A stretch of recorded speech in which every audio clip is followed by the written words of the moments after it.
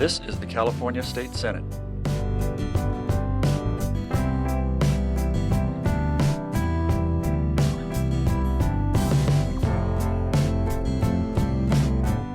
This is the California State Senate.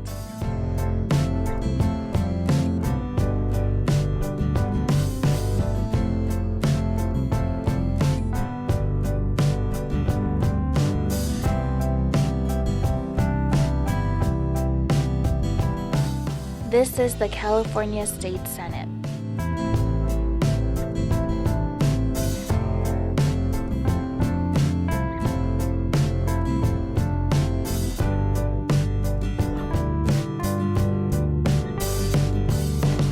This is the California State Senate.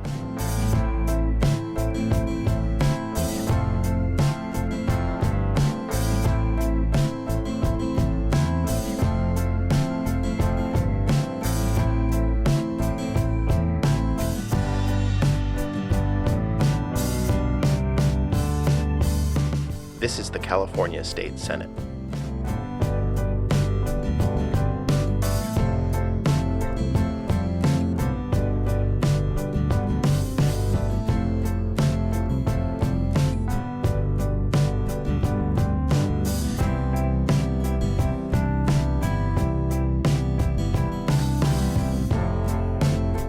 Este es el Senado Estatal de California.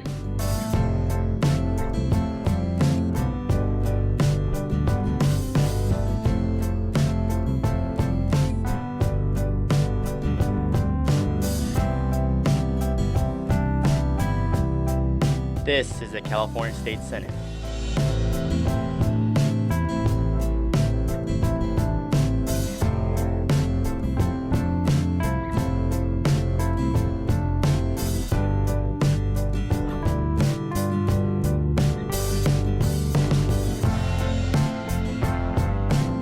This is the California State Senate.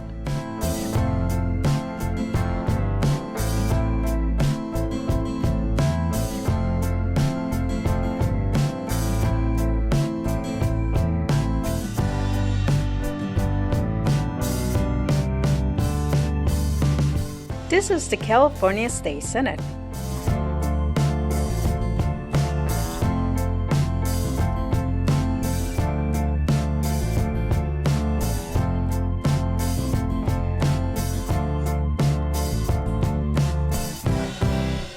Esta es el Senado Estatal de California.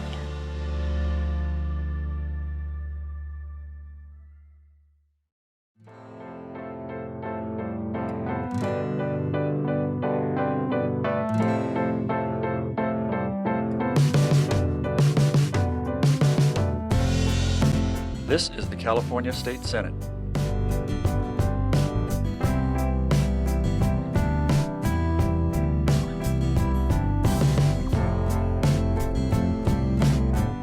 This is the California State Senate.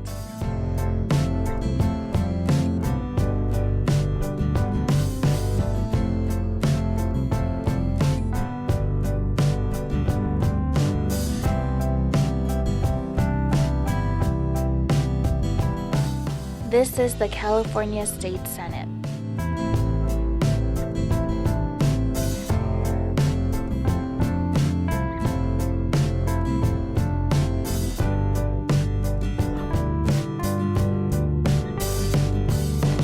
This is the California State Senate.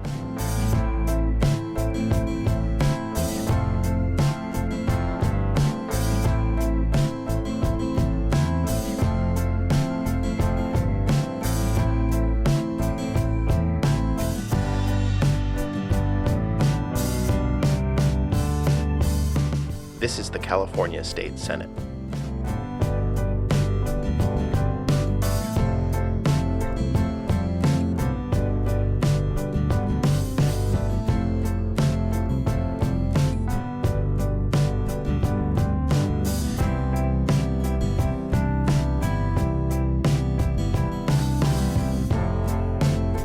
Este es el Senado Estatal de California.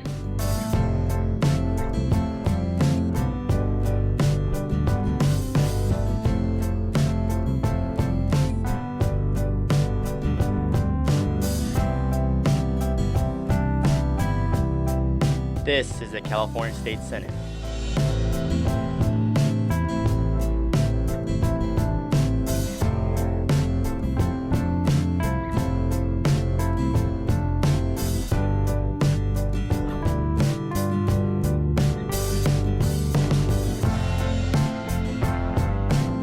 This is the California State Senate.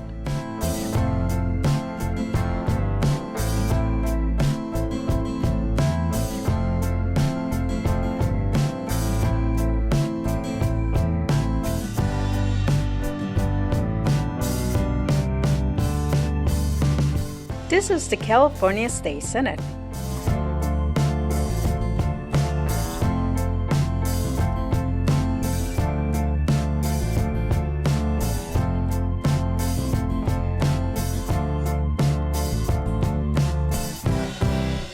Esta es el Senado Estatal de California.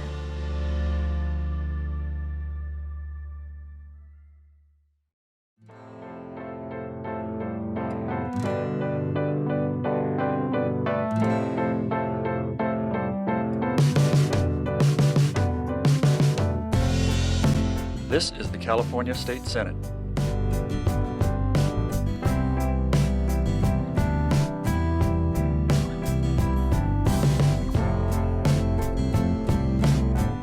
This is the California State Senate.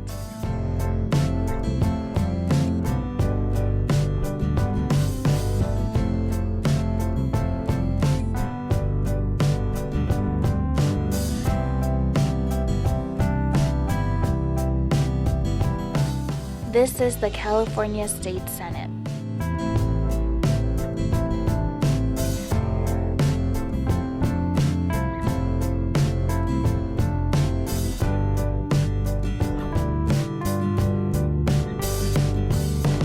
This is the California State Senate.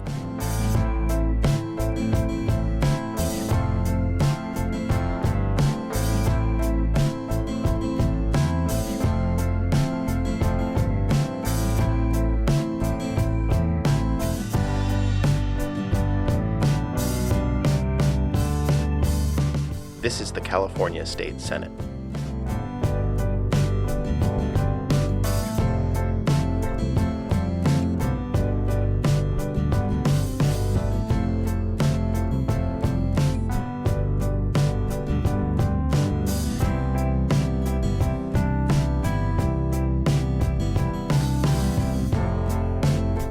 Este es el Senado Estatal de California.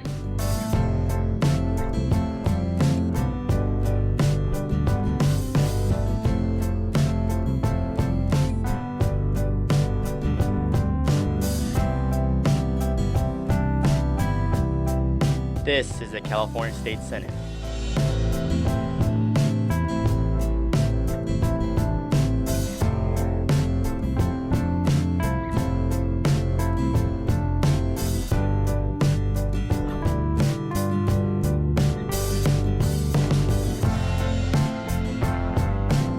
This is the California State Senate.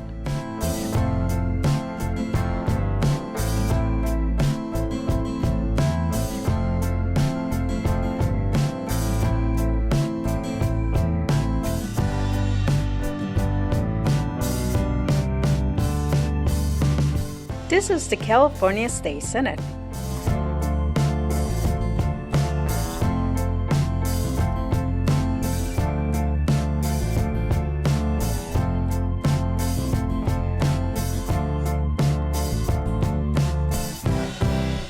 Esta es el Senado Estatal de California.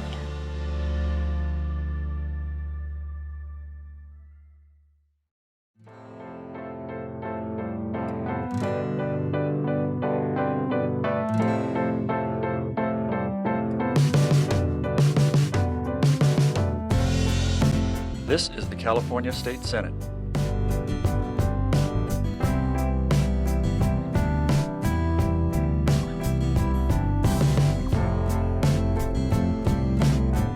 This is the California State Senate.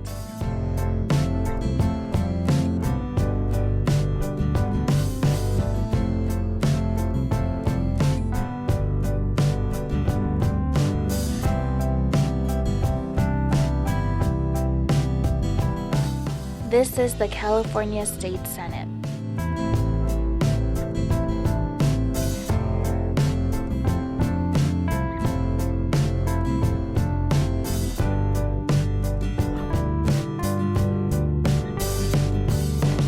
This is the California State Senate.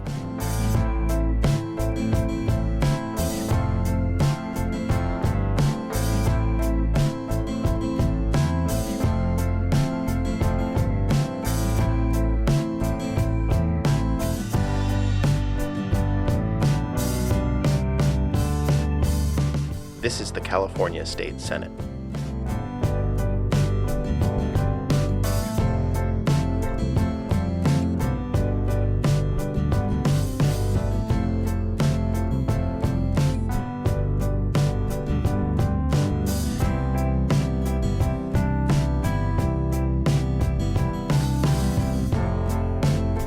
Este es el Senado Estatal de California.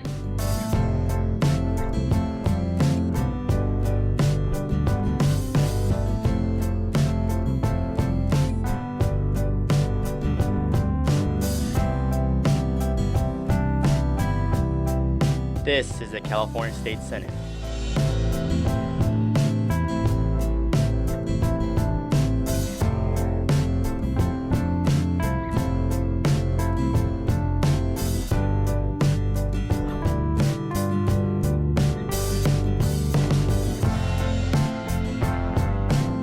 This is the California State Senate.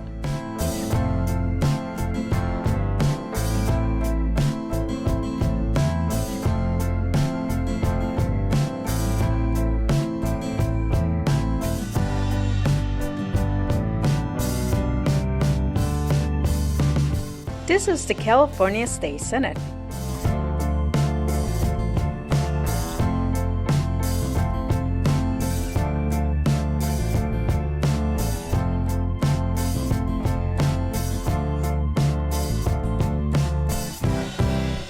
Esta es el Senado Estatal de California.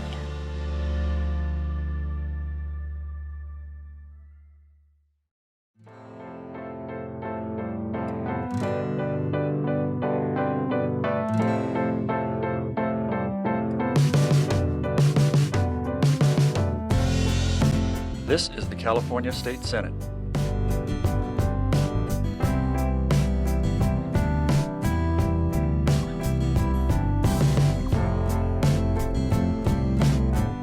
This is the California State Senate.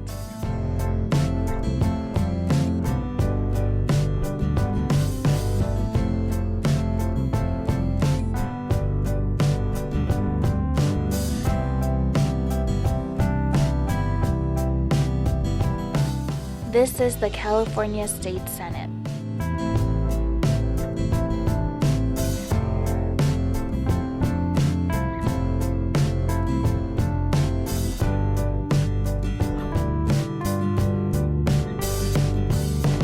This is the California State Senate.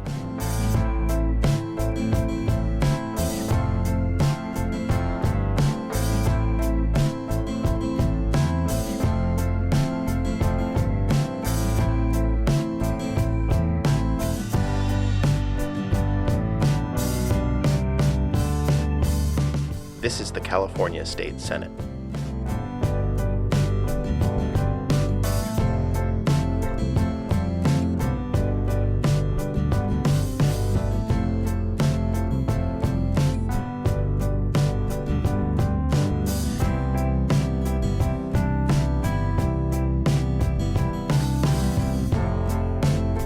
Este es el Senado Estatal de California.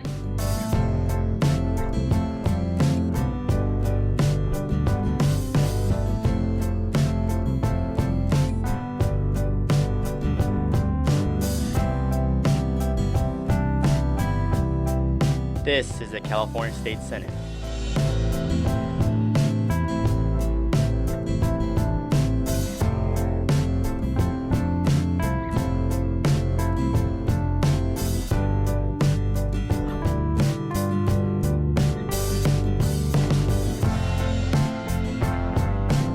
This is the California State Senate.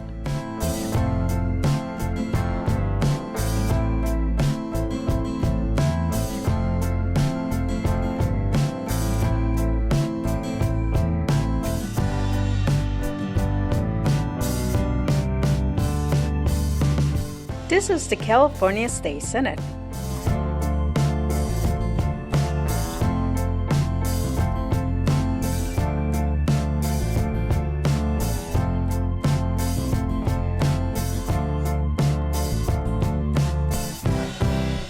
Esta es el Senado Estatal de California.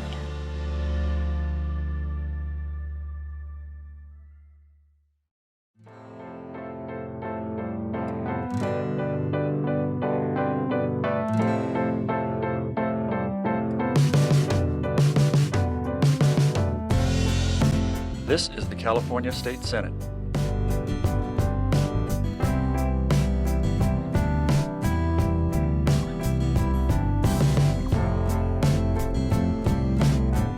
This is the California State Senate.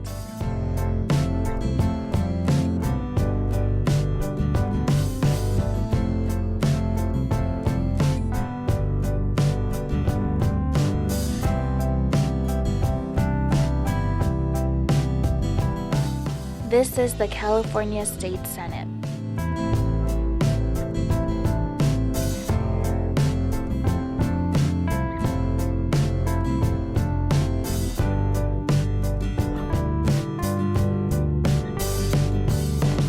This is the California State Senate.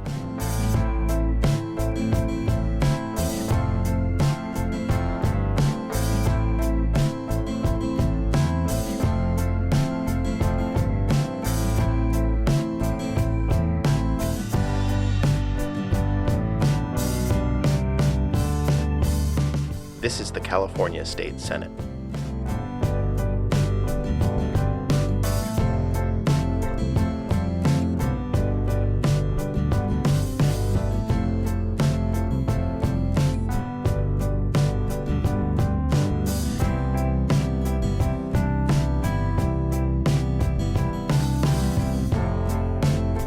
Este es el Senado Estatal de California.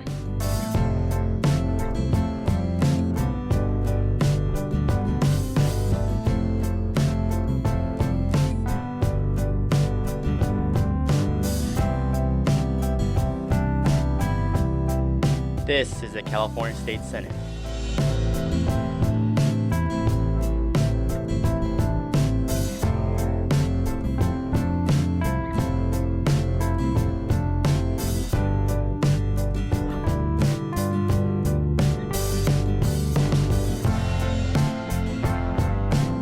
This is the California State Senate.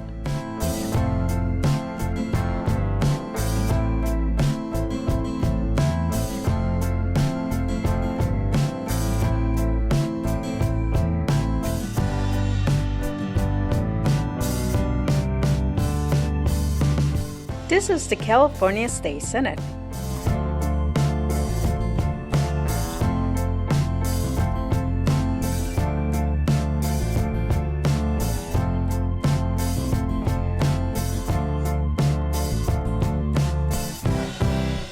Esta es el Senado Estatal de California.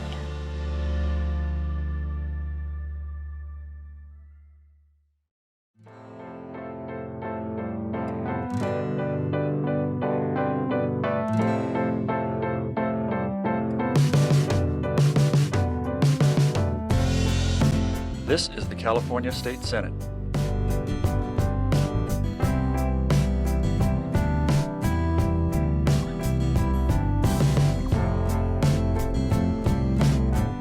This is the California State Senate.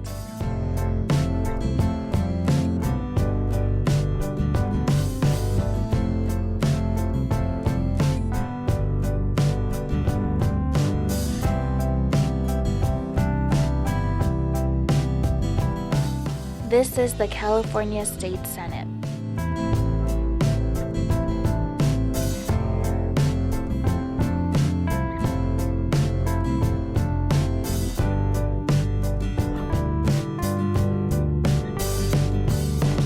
This is the California State Senate.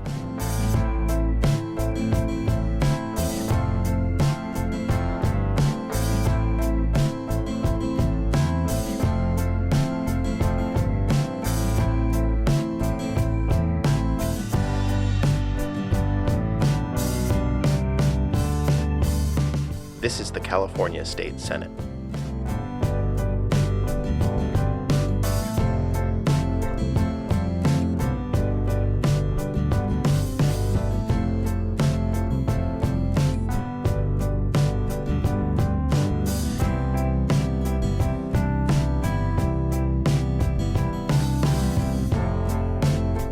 Este es el Senado Estatal de California.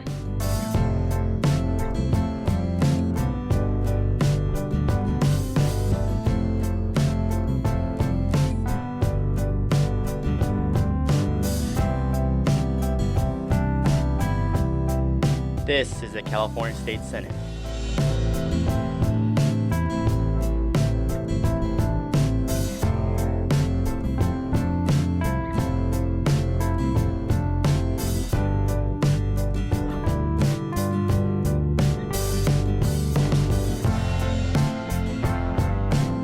This is the California State Senate.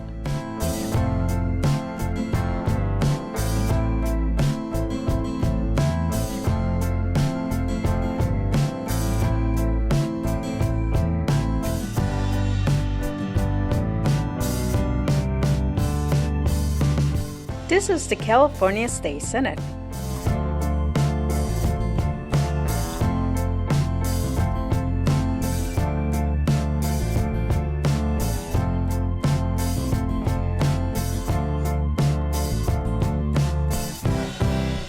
Esta es el Senado Estatal de California.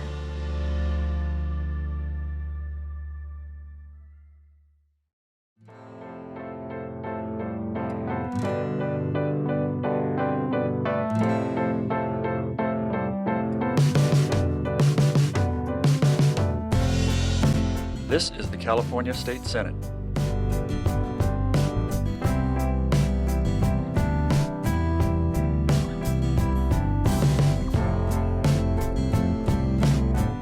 This is the California State Senate.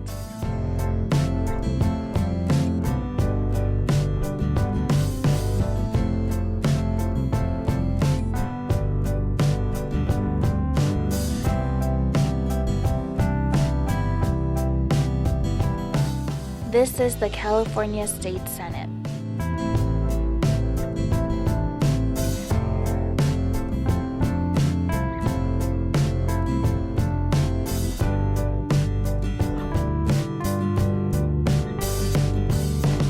This is the California State Senate.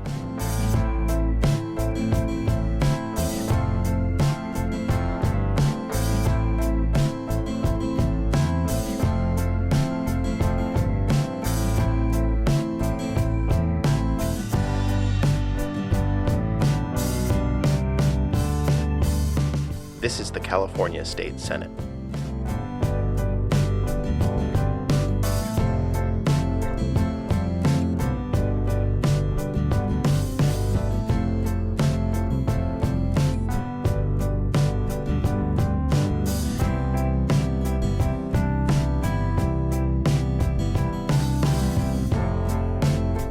Este es el Senado Estatal de California.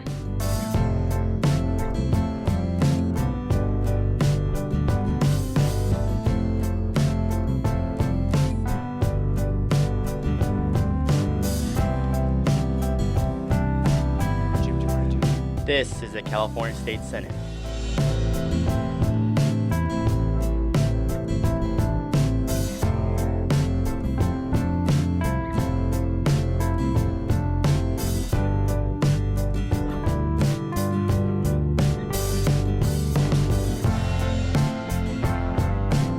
This is the California State Senate.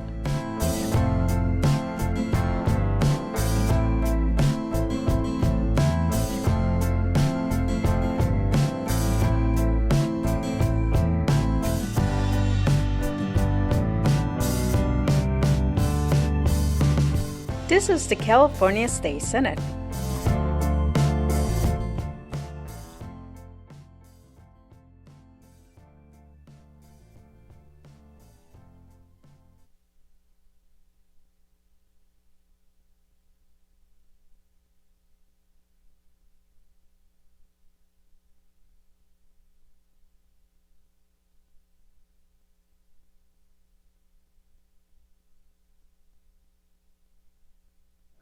turn it over to me. I'm going to introduce the electeds, and then you'll go back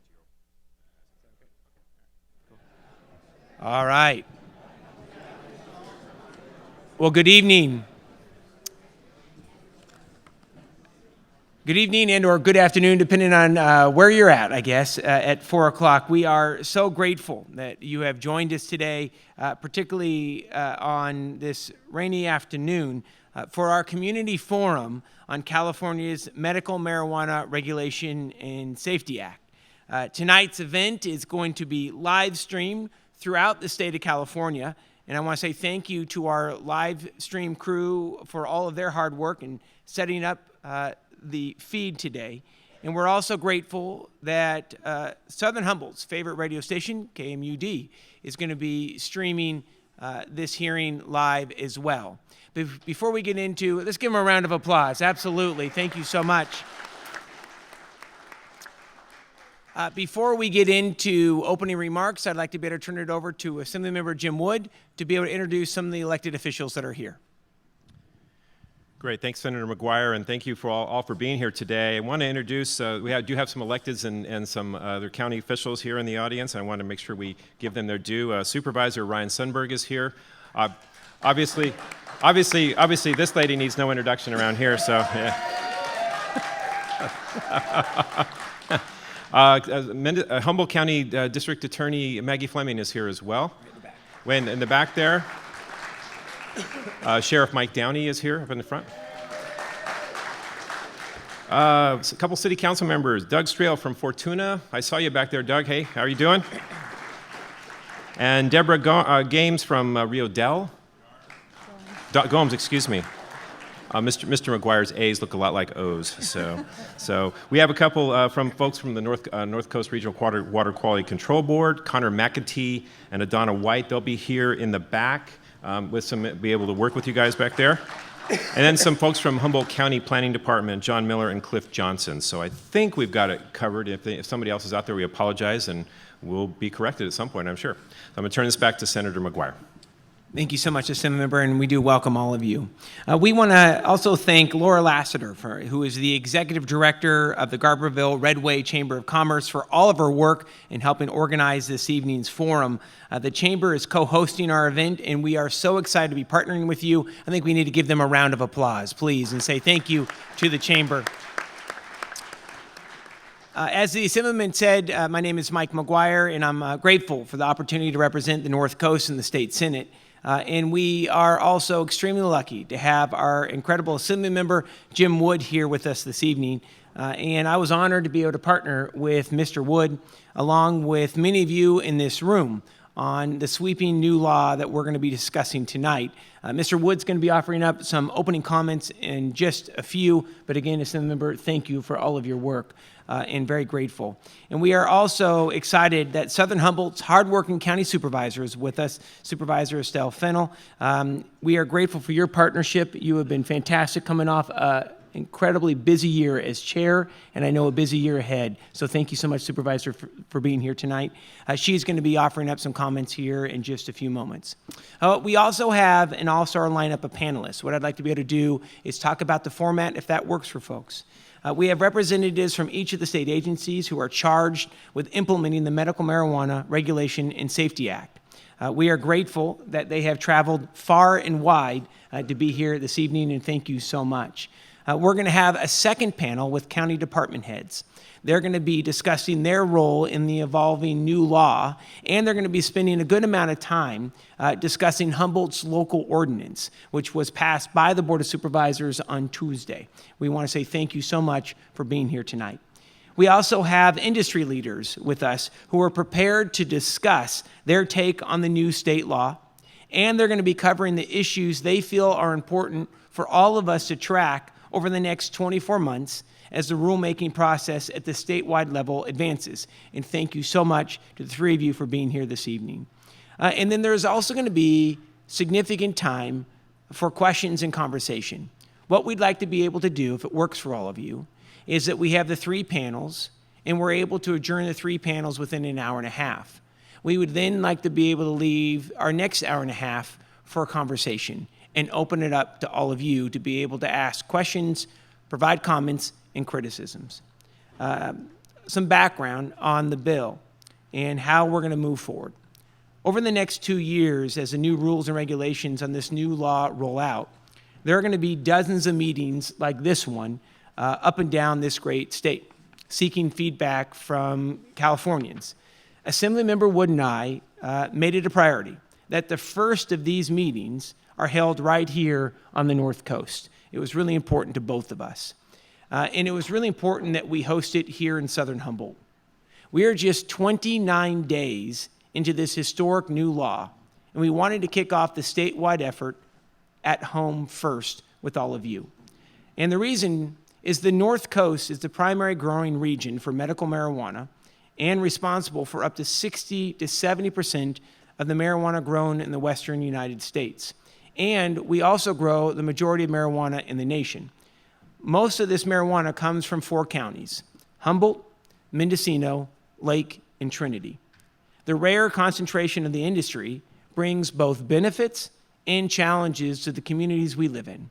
Since voters of California passed Prop 215 nearly 20 years ago, medical marijuana cultivation and consumption has exploded. For 2 decades, the industry grew with little regulation, and a patchwork of ordinances throughout communities didn't have the direction that they needed from the state.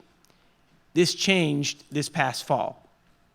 The Medical Marijuana Regulation and Safety Act provides a solution that maintains local control, and it brings forward groundbreaking new rules and regulations focused on protecting our environment, keeping our communities safe, and protecting the safety of the millions of patients who depend on medical cannabis throughout California.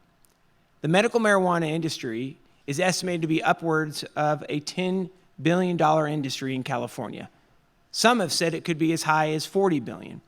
And the development of regulations will provide cultivators and others in the industry with an opportunity to be able to become licensed at both the local and statewide level. Previously, communities like ones here in Southern Humboldt have been in the shadows of the economy. That's been unfortunate. And many of you in attendance tonight have been growing for decades and desire to become licensed and legitimized by the state of California. During last year's legislative session, it was many of you in this community who were actively engaged in the legislative process and shaped the final product that we're going to be discussing here tonight. And that brings me to the final thought, and I'm going to turn it over to Assemblymember Wood. The real work begins tonight. Over the next 24 months, the rules and regulations that will guide California's regulatory and licensing framework will be developed. And we want you to be on the front end of the discussions. This forum brings leaders of state agencies, the County of Humboldt, and the industry together to not only discuss future regulations, but most importantly, to receive input from all of you. Here are our panelists. We have representatives from the California Department of Consumer Affairs. They're going to be the agency that oversees the entire rollout. Little bit of a job. The California Department of Fish and Wildlife is here. The California Department of Food and Agriculture is here. Medical marijuana will now be an official ag crop in California. We also have representatives from the North Coast Regional Water Quality Control Board. From Humboldt County, we have the County and Planning and Building Department, the Ag Commissioner, as well as our hardworking sheriff. We look forward to hearing from all of you tonight, and I'd like to be able to turn it over to Assemblymember Wood for his opening comments. Well, thank you, Senator McGuire. I'm not going to repeat a lot of what he said. This was quite an effort last year. For the first time in 20 years, you really had a coming together of 6 members of the legislature, members from both houses, working on a comprehensive medical marijuana regulatory safety act. Unprecedented, and the best part is that the governor actually signed it all. But it is just the beginning, and it is important that we emphasize that. When you pass legislation, that's the beginning. The real nuts and bolts of this are going to happen during the regulatory process. So these meetings are going to be really, really important as we hear from you and take input from you. It's important that the industry have a role in the regulatory scheme. It is pretty apparent to me from my conversations that a lot of folks at the state level simply don't know how your industry works. And it's going to be our job to inform them of how that happens. And there are no better people to do it than the people starting here in Southern Humboldt County. So we as in any piece of legislation, as any package, there are things that didn't end up quite like we wanted them to. Many of you are well aware of the issue around a March 1st deadline that would require cities or counties to put a cultivation ordinance in place or lose that to the state. I worked along with Senator McGuire very hard on this. We introduced a bill on January 4th. 24 days later, it passed the Assembly. It is now on the governor's desk. That is light speed in the government, by the way. That doesn't happen very often. So we are hopeful that the governor signs that bill as early as Monday, and that March 1st deadline disappears. That deadline has led to bans and around the state and cities and counties around lots and lots of medical marijuana activities.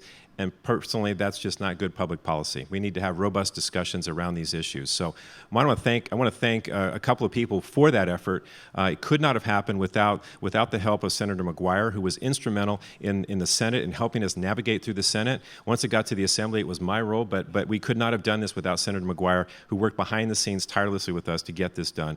And another person that was really important in the process, who may not have been as obvious to a lot of people, was Hezekiah Allen and the California Growers Association. They worked behind the scenes on this, helping to get people lined up to move this bill forward. So in the end, we got it done in 24 days, and we'll move on. And there will be other snags, and there will be other hiccups, but that's the kind of thing that we'll be dealing with for the next year or two. But important is the regulatory process begins now. And so this input is really, really critical. And these folks are going to hear. They're going to hear what you have to say. And first and foremost, and I want to say this, I'll say it again throughout, and they heard this, we had a hearing a week or so ago, communication is going to be really, really critical. It's important that you know what's going on at the state level. It's important that we know that you're getting the information that you need to help move forward on this. So communication, I will stress over and over and over again. We have to do a really good job working with you on that. So at this point, I'm going to pass this off to our illustrious supervisor, Estelle Fennell.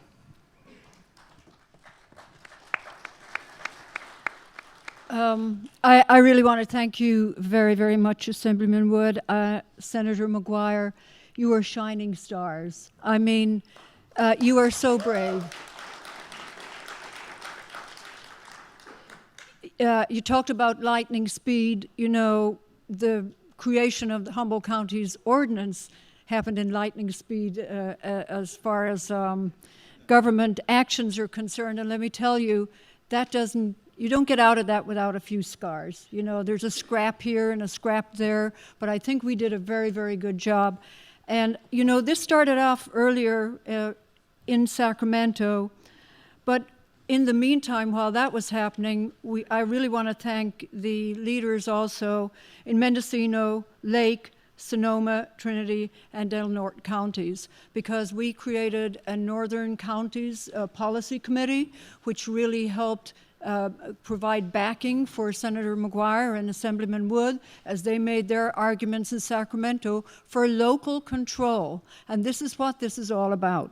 I do want to thank very much Supervisor Sundberg, who's on the ad hoc committee. We worked very, very, very diligently and very hard to get us where we are today.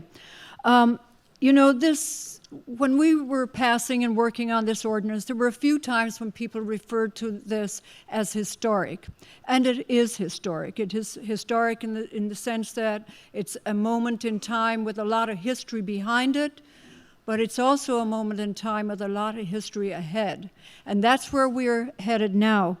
We're creating history, and we're setting a course to improve the community we call home. We're providing a clear path to compliance, a clarity for those wanting to follow the law, and equal clarity for those tasked with enforcing it, like Sheriff Downey, Maggie Fleming, the DA, and all of the folk at the North Coast Water Quality Control Board, et cetera, et cetera. We're increasing public safety by eliminating the crime and the violence that inevitably attaches itself to an underground market.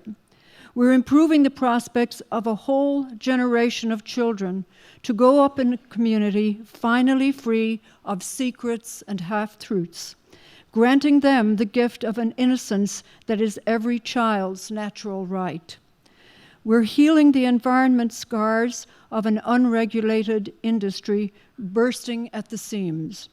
We can now move on to addressing the many aspects of implementing this law This is a very important first step, but there are many, many more to come.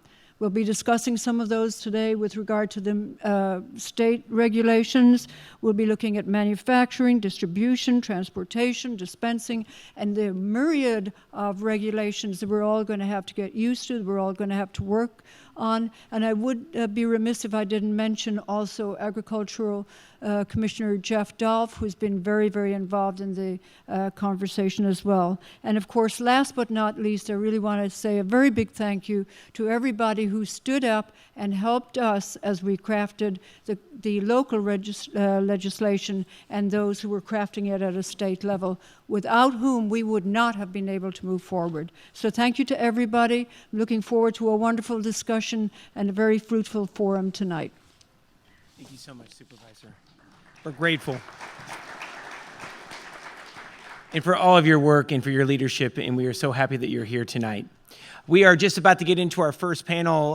The final thank yous that we'd like to be able to throw out is from both Assemblymember Wood and our office. There are some hardworking individuals that help make this event possible. We want to say thank you to Carlene and Eric and Rob and Carrie and Clum for all of the work that went into tonight. We are grateful. We want to say thank you to our live stream team with Brian and Richard, as well as our sergeants who are here tonight, Jeremiah, Sean, and Matthew. We really appreciate all of your efforts that went into tonight, so thank you so much. So ladies and gentlemen, we'd like to be able to advance to the briefing from our state agency leaders. The way it would work, we have asked each panelist to please keep their remarks to 5 to 7 minutes. We will be giving a 1-minute warning. Please don't take us being pushy. We simply want to make sure that everyone has an opportunity to talk, and especially that we have ample opportunity for all of you to be able to offer comments this evening. We're going to start out with Adam Quinones. He is the Assistant Deputy Director from the Department of Consumer Affairs. Adam, we are grateful that you made the drive over from Sacramento. The floor is yours. You have 5 to 7 minutes, sir. Thank you very much. I just want to say thank you to everybody, Senator McGuire, Assemblyman Wood, Supervisor Fennell. This is, I believe, as the Senator said, a really historic time for California. And as the Assemblyman said, it's only going to work if communication happens. So this is so great to see that the community comes out, stakeholders are here, the legislature is here, and state departments are here that are going to be writing regulations. So thank you so much for having us here today. A little bit about the Department of Consumer Affairs, because a lot of people don't really know what we do, even though we do have a pretty large presence in California. Our primary mission is consumer protection. We do that through licensing over 250 different professions in California. So that includes, doctors and dentists, but also contractors, morticians. It's a really wide range. And now we will be licensing individuals in the cannabis industry. So like I said, our primary mission is consumer protection. We oversee 40 boards and bureaus. This act created a new bureau, the Bureau of Medical Marijuana Regulation. Some people are calling it Bummer because of the acronym.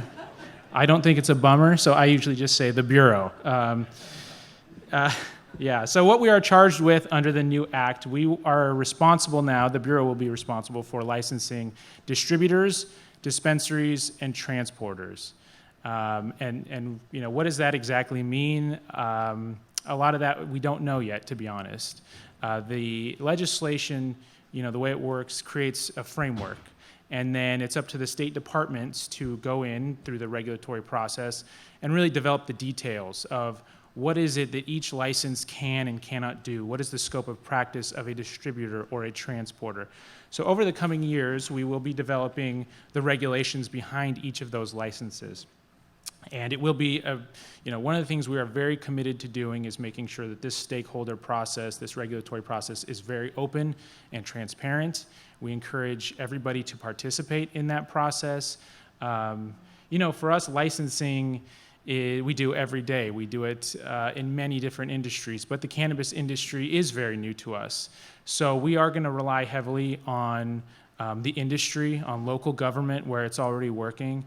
And so we highly encourage everybody to participate in the regulatory process. And I'll talk a little bit more about how you can do that in a bit. So some of the things we are going to, the details we're going to have to fill in through this regulatory process. are things as simple as how do you apply for a license? What kind of documents do you need to provide? Knowing a little bit about this industry, documentation and record keeping hasn't been something that's been highly encouraged. And so we understand there's going to be challenges with identifying, one of the things in the Act says that you have to keep accurate records, financial records and documents. And that's going to be difficult, I think, for some people to comply with. So one of the regulations we'll have to develop is what exactly do you have to submit to get a license from the state of California. So we've been getting a lot of questions about that, and it's still yet to be determined. But we are looking at different local governments to identify what that process already looks like, because we don't want to create some new process that becomes cumbersome. One of the other things also is we're going to have to develop security requirements for dispensaries.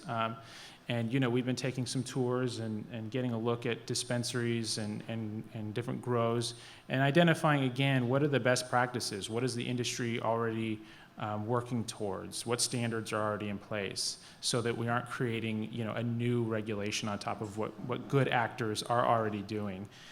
We will also have to develop transportation requirements. What exactly do you have to do to get a transporter license? Do you have to be bonded and insured, things like that. And then the distributor, which I think is everybody's favorite topic to talk about, at least at the different forums that I've been a part of.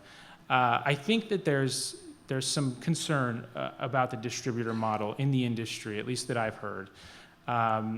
Some people have told me that they believe the distributor is going to be able to, set whatever price they want. They're going to be able to control the market, control access to the market. And one of the things we've been telling people is that the distributor will be just as highly regulated as everybody else. The distributor won't have unlimited authority to, set prices and things like that. What we foresee, just like, let's say like a contractor that we license, for example. We have stings of contractors. We set up stings where we create a job, and if that contractor comes in and overbids on a job, we can actually fine them and penalize them for that, and in time take away their license. So I would see a distributor as being very similar to that, where you have a set of rules that they will have to abide by, and they won't have complete market control. But that's one of the things we've kind of heard a bit about. We also don't foresee that the distributor will have to be this multi-million-dollar corporation. Anybody can apply for the distributor license. It could be a small individual that focuses on one local community, somebody you have a personal relationship with. So I just wanted to talk a little bit about that because I know it has generated a lot of interest in the industry. So what are our next steps? We are hiring staff.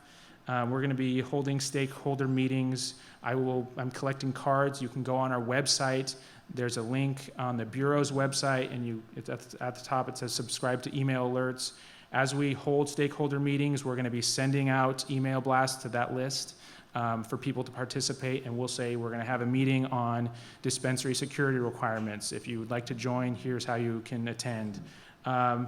We're going to be, ultimately developing these regulations and having draft meetings where people can comment on them. All that will be posted on our website. I highly encourage you to subscribe to email alerts and participate in the process. Like I said, it's going to be very open and transparent, and the only way it's going to work is if we hear from you.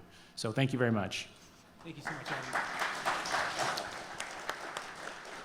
I'm going to do a quick follow with Adam. Can you just give a timeline, 30 seconds or less, when you think you're actually going to get into those comment meetings on the rules and regs? Yeah, we're hoping to start doing stakeholder meetings in the summer of this year, I think is what we're shooting for. Now, we may or may not have a draft of a regulation. It may just be some high-level concepts that we're going to start discussing, but that's what we're aiming to do. And so we're really encouraging everybody now to sign up on our webpage. That's great. Thank you so much. Really appreciate that. We are grateful that Jim Houston is here today. He's the Undersecretary for the Department of Food and Agriculture in the state of California. Mr. Houston, it's good to see you. And they have a big job now regulating medical marijuana as an official agricultural crop. The floor is yours, and I'll give you a 1-minute warning. Thank you. Thank you. Yeah, as you said, Jim Houston, Undersecretary of Department of Food and Agriculture, and I guess on behalf of agriculture, welcome. Our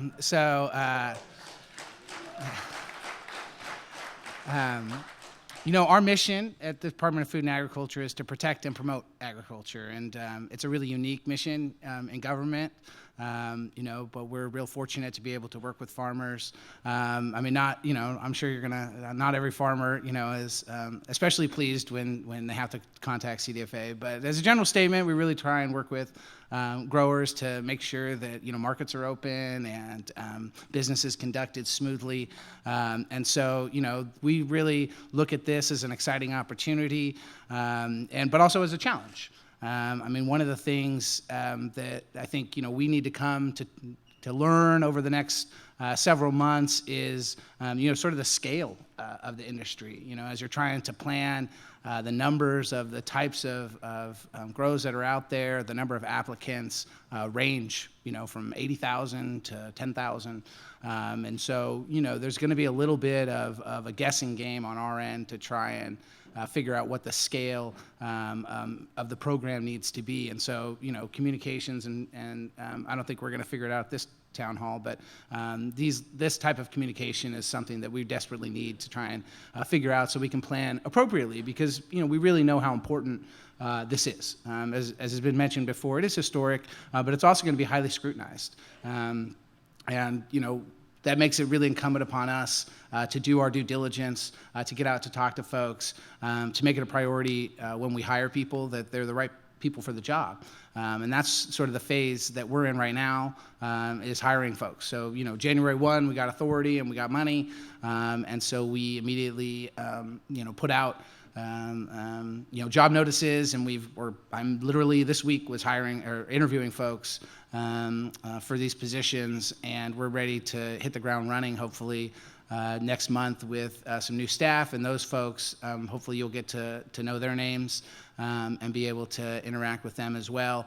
But just know that, we're here to help you, and if you got questions, always feel free to give us a call or shoot us an email. We too have a listserv that folks can sign up on our website. There's actually a little icon. I was just there yesterday. There's a little icon on the side with a very familiar sort of like medical cross, backdropped with a marijuana leaf. Just click on that and you can sign up for the listserv. And that'll tell you about, when sort of comment opportunities come up and when our regulatory process gets going. And it's important that sort of, phase one is hiring folks and information gathering. As I mentioned before, the number, but also how does the product move? So as a general statement, there's a lot of similarities to ag crops. So I don't think there's going to be stuff that's just, mind-blowing in terms of its difference. But, where does it go and how does it get processed will help us inform, how to make a smooth regulatory program. And some information about the agronomy of the crop is stuff that we still need to learn too. Obviously folks are utilizing fertilizers, soil amendments, and crop protection tools, but we don't really know what that's at, what types and what are they doing. And so, we're going to try and learn that so that we can have appropriate assistance when necessary, and like I said, the regulations. Phase 2 will be the drafting of those regulations, and we have to do an environmental impact report, which our sister agencies are lucky enough not to have to do. But so we have to do what's called the programmatic environmental impact report.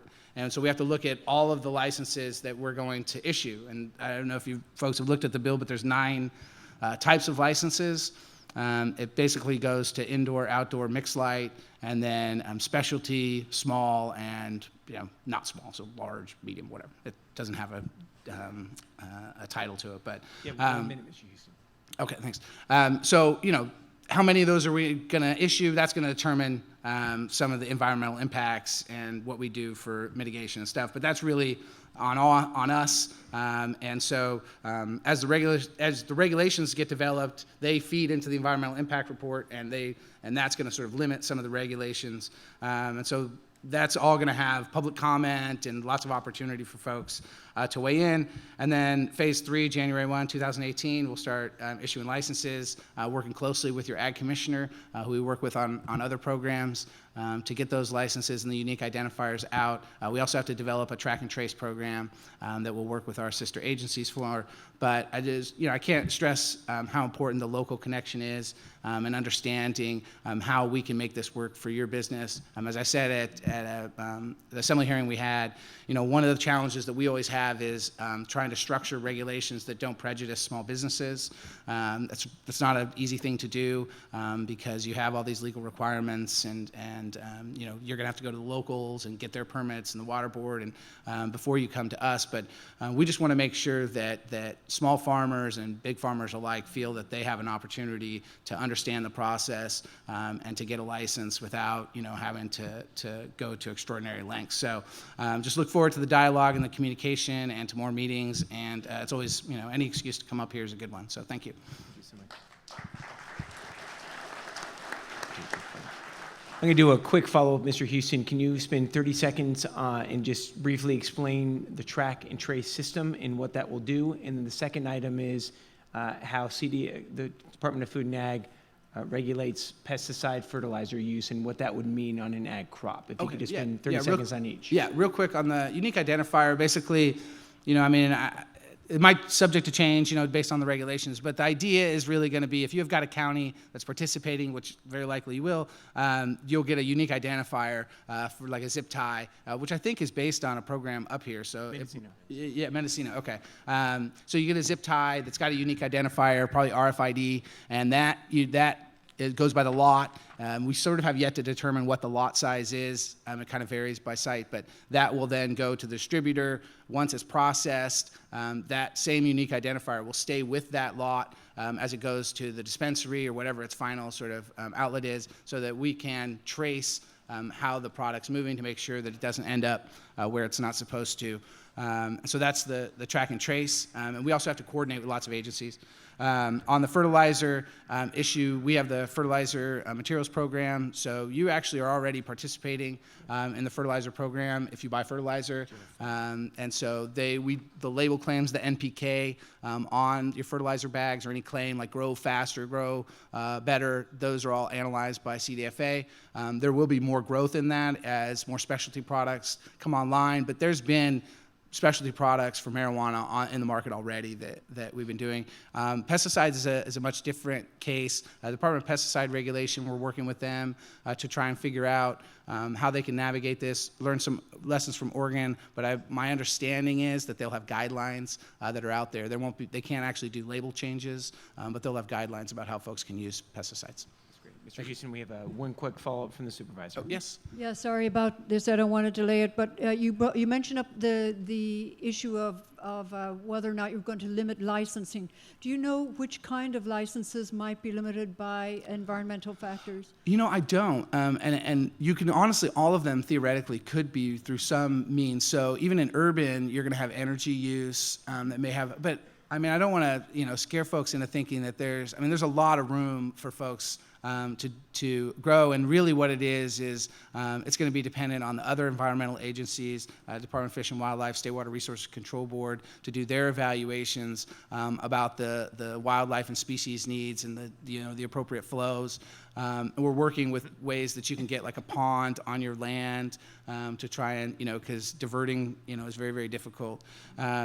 So that in some sense is going to limit. What we'll have to do is have mitigation measures, at various levels. But water's, we already know water's a great limiter, so that's going to be one limitation. And then just electricity usage theoretically could get so high in an indoor that it would be problematic. But, I guess those would be problems that the industry would welcome, I guess, at that point. Sure. Thank you. Thank you so much, Supervisor.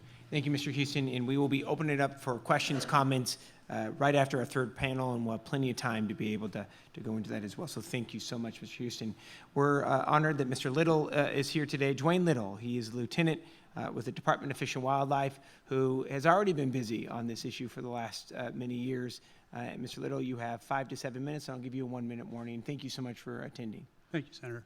Good evening, ladies and gentlemen. First, I want to commend you for wanting to be informed and being here. And that's the greatest battle we have to overcome, to work cooperatively in resolving this issue and protecting the environment. And that's why I'm here ultimately, is to protect the environment. I became involved in this effort about 3 years ago, and then I kind of got overwhelmed with it about a year ago. But in the meantime, I want everybody to understand that the department's responsibilities really haven't changed. We're here to protect the environment. We're here to protect listed or endangered species, species of special concern. We're here to protect your environment, your home, your well-being in your community as well. We have a daunting task. We have limited manpower, but with the change with the new legislation under AB 243, there's hope that our teams will expand. Currently, we have 7 members, California Department of Fish and Wildlife staff, and about 11 water board staff that we work collaboratively with in order to protect the environment. We each have different tasks and responsibilities, but in the end goal, we hope that we can provide a better environment for the wildlife as well as your local environment. Really, there hasn't, outside of administrative civil liability action responsibility that the department now has, none of our laws have really changed under this. We're tasked with protecting the environment, making sure there's adequate flow in the stream, making sure that there's not substantial sediment in the stream, keeping toxicants out of the stream. So we will continue to enforce the laws that we've always enforced. There's no special law specifically directed at cannabis cultivation, no differently than there is, as far as fish and wildlife is concerned, than there is towards the vineyard industry, the dairy industry, or the timber industry, and they've all been heavily regulated for years. In the beginning, I commended you for being here and being informed, and typically when I come to these meetings, it's not the people in the meetings that I'm most tasked with trying to solve problems that they've created. It's the people that aren't here. And we will continue to reach out to you. We will continue to educate you as much as we can and work with you as much as we can, but we need your help too in dealing with the other entities in the community and trying to inform them as well. And like I said earlier, the future of the department's efforts in this is to continue to work collaboratively with the Water Board. We hope both entities hope to expand to work with the Department of Food and Ag and trying to resolve this issue to better protect the environment. And most importantly, more than anything else, is to ensure that we work closely with our allied agencies, the county, environmental health, the state agencies, and so forth. So I'm going to keep my part short. If you have any questions, I'll be more glad to answer them later. One more thing I'd like to add, we want to ensure that the water stays in the streams. And to the best of, we want you to exercise the rights you have under various water rights. We want you to be able to utilize the water the way the law allows you to. But at the same token, there are notification processes that you have to go through whenever you substantially alter the bed bank or channel of a stream or divert it. And that's the one message I want to get out of here. As far as the department is concerned, we need you to cooperate with us so that we can inform you what you can and can't do and how you can better protect the environment. Thank you. Thank you so much, Mr. Lieutenant. And can I request a 2-minute warning because I want to address the water issue, which is very complex. Absolutely. And fast-moving. Thank you so much. You better believe it. And Mr. Corbett is a familiar face here in Humboldt County. Really appreciate all of his work as chair of the North Coast Regional Water Quality Control Board. I know he's been invaluable to the Assembly member and myself as far as a resource that we can turn to, and he is extremely involved. Anything you need to know about McKinleyville, Mr. Corbett is all over it as well. And he celebrated their new wastewater treatment plant, which he was really excited about. Am I right, Mr. Corbett? Okay, hey, there we go. Hey, good times. So, ladies and gentlemen, without further ado, we're going to talk all issues regarding water quality, and medical marijuana with the chair of the North Coast Regional Board, and we'll give him a 2-minute warning. Thank you so much for being here. Thank you. And first of all, I do want to thank the Assemblyman and the Senator. I think it's real leadership, and the supervisors and everyone just come right down to the heart of marijuana country, hash it out. And I do agree that there sometimes is a singular lack of understanding when you make it down to Sacramento. So I just want to thank people. It really makes a difference. I want to say we have 2 staff from the North Coast Regional Water Quality Control Board at the corner there. They can answer you on where you might assess in the tiers, technical questions, slope, those kinds of things. They're a real resource. They're here to help you. I hope that you take advantage of it. The regional board does not regulate cannabis. We regulate water quality. That's all we care about. So you can be growing tomatoes, strawberries, or cannabis, but don't be dumping dirt in the stream, is how we look at it. So that's our approach. We spent a little time, and I think this is critical, what went wrong with the prior approaches, because if you don't know that, the history of marijuana is the last 50 years, everyone keeps trying the same thing over and over again, and we have a great failure rate, about 100%. So essentially, a couple components of the law enforcement approach. The criminal justice system is very cumbersome. It's very labor intensive.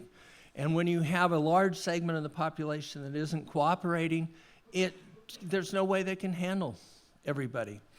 The Yurok tribe did a very interesting thing of bypassing the criminal justice system in the sense of within tribal lands, just pulling up the plants, throwing them on the ground, and taking the economics out of it.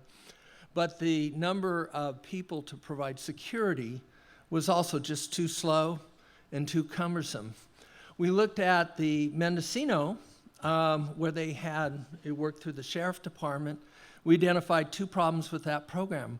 One was they didn't talk to the Department of Justice, and I want to assure you, we talk a lot to the Department of Justice, and that if you stick them in the eye, they may stick you in the eye right back with enforcement. The second thing is they wanted more transparency, and I want to tell everyone that this is real unpopular. There can be a subpoena and they can get the information, and you just have to live with that, because I can't control it. It's in the courts and the Fed. We've chosen two basic approaches to try and be more labor efficient. One is a certifying agency approach, where an agency will get up, work with the local people, and if they meet certain qualifications, they can sign up and be certified. And sometimes that makes people feel a little bit more comfortable. And so that's a way to try and lower the labor of staff not having to go out everywhere. You have both aerial verification, and you can ask for photographs and other types of things. The second is really an aerial photograph to a letter to people with the right of a hearing, which the Humboldt County tax assessor uses with devastating efficiency. They've done more to regulate improvements on marijuana than all of us. So we're looking at that for a model. You have 2 minutes, sir. 2 minutes. Ooh, geez, I didn't even get... water supply is going to be one of the really challenging things. And I have to be very careful because I'm coordinating with my boss, the State Water Resource Control Board, the governor's office. But our short analysis is the normal way we adjudicate water rights will not happen in time. And if we can't provide a timely permit, you're not going to apply, because you don't want to 5 years later, you can get your water rights permit. So you have the State Water Resource Control Board water rights, you have private Superior Court decisions, you have Cal Fish and Wildlife on stream flows, you have the State Board under the Cal Water Plan on stream flows, and you have the Water Quality Board. We tried to hedge the issue by going a water management plan, and we're going to hold hearings on that in April, because if we can't find a temporary solution, you're always going to be subject to those, but if we can't find a temporary solution, we can't issue a permit. And my guess is if we can't issue a permit in a timely fashion, you're going to say not so good. So we're working very hard on that issue. It gets unbelievably complex, but we made it our mission that we're going to solve it. And I do want to thank also Cal Fish and Wildlife. They've just been great to work with, and I look forward to the other state agencies. Thank you. Thank you so much. Thank you so much to the 4 gentlemen. And again, we cannot say thank you enough for driving over as well. Mr. Houston and Mr. Quinones came over from Sacramento earlier today, so we're really grateful. I do appreciate it. And the lieutenant got stuck in a closure because of flooding, so he was living the dream. So what we'd like to be able to do is adjourn our state panel. We're going to take a 1-minute transition break, and we're going to bring up our county panel. Then we're going to adjourn that and bring up our industry leaders. Then we're going to open it up, if it works for everybody, to be able to get your feedback and ask the questions. And really appreciate everyone's patience. So if we can give our state panel a round of applause, we're going to have our county representatives please come forward.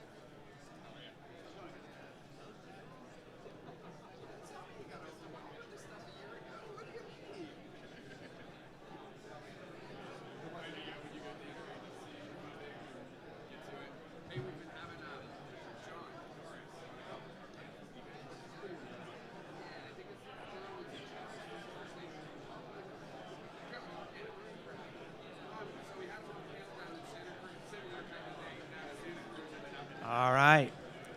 If we can head back to our seats. I want to remind you we have 20 dozen of the best peanut butter chocolate chip cookies here. We encourage you to please help yourself. They are wonderful. It's one of the Assemblyman's favorites. My goodness, he's ready to roll. Hot dang. And we also have coffee and water in the back, so please help yourself. If I could everybody just take your seats, we're going to get started in 30 seconds. If you could take your seats, we're going to get started in 30 seconds.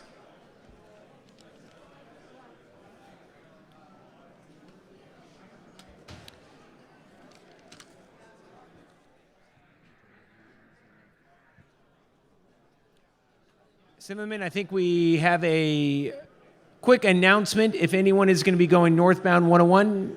Mr. Assemblyman. Yeah, not good news. Northbound 101 is closed at Lolita because there's a tree down. Yeah. Might as well stay here. So might as well stay for a while, and maybe, you know, when we're done, the tree will be gone and you'll be able to go home. Yeah, that's what I'm saying. All right. Store up on those cookies, everybody. My goodness. If we can bring it back to order.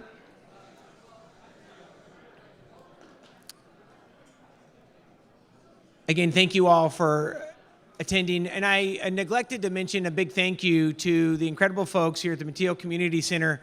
Let's give them a round of applause and say thank you so much for hosting us. We are so grateful. We're going to be moving on to our panel with Humboldt County Department heads to be able to do the introduction. The Assemblyman and I are going to turn it over to the supervisor. Thank you very much, Senator and Assemblyman. Well, this afternoon, obviously, I think most of you will know who we have here before us. I'll run them by, and then we'll bring them in as they give you their presentation. So first off, thank you so much, Sheriff Downey, for being here today. Sheriff Mike Downey. Humboldt County's interim planning director, Rob Wall, who jumped right into the middle of this. Steve Lazar, senior planner, who's been working diligently on this for a very long time. Really appreciate the work Steve's put into this. And of course, Jeff Dolph, who's our Humboldt County Agricultural Commissioner. You heard the CDFA referencing him. He'll be the guy who'll be the guy on the ground for all of the agricultural aspect of this. So again, I made reference earlier to how difficult it was to come up with our ordinance, and it really took a lot of hard work. But one of the people who was very anxious that we get something in writing was our very own Sheriff Mike Downey. So I'll introduce the sheriff, and he'll give us an idea of what his part in this whole new, brave new world will be. Thank you. And before I get started, I really have to give a shout out, or my hat's off, to Assemblyman Wood and Senator McGuire, and let me tell you why. Medical marijuana became law in 1997.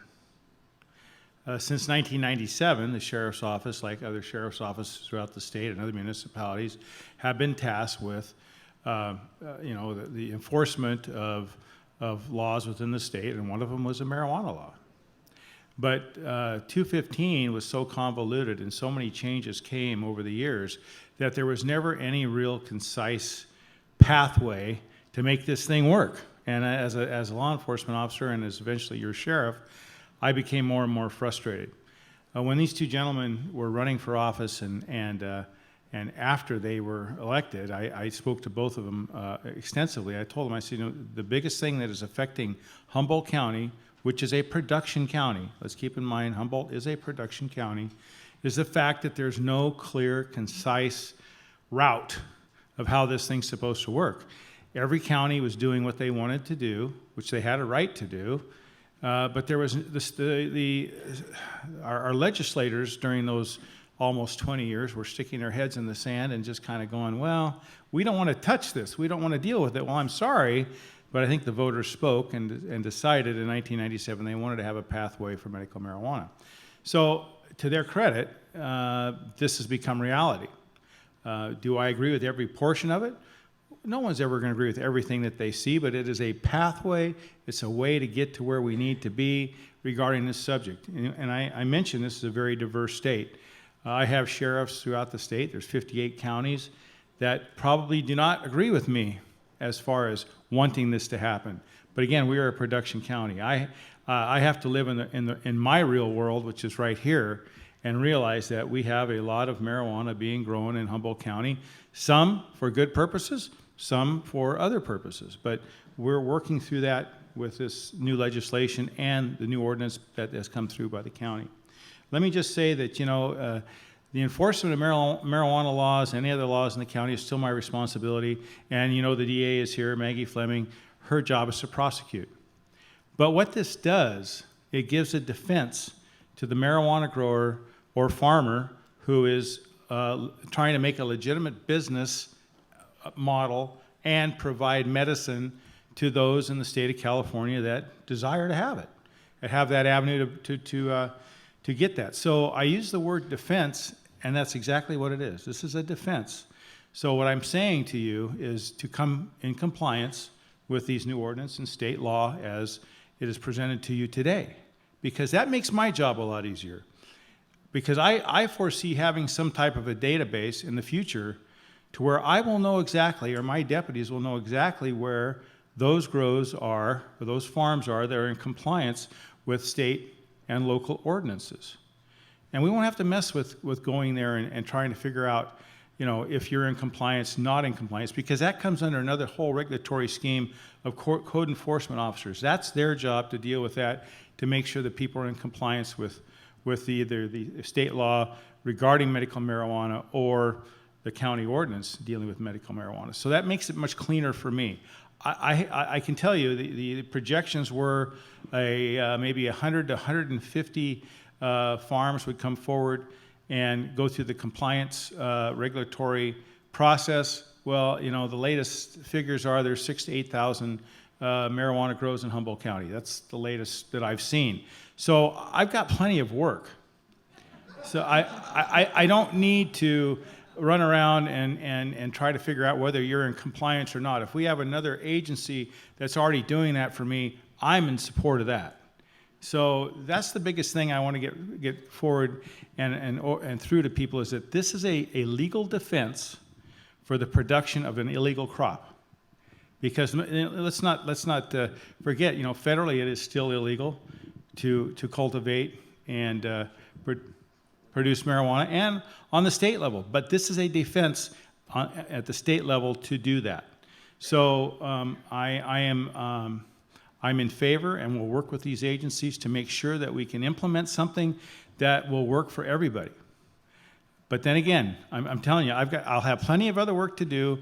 I really don't want to mess with the medical part, and that's why I probably was not really real involved in the ordinance process, which is fine with me, because code enforcement will deal with that, and it'll be a much better model for making sure that people are in compliance. Thank you.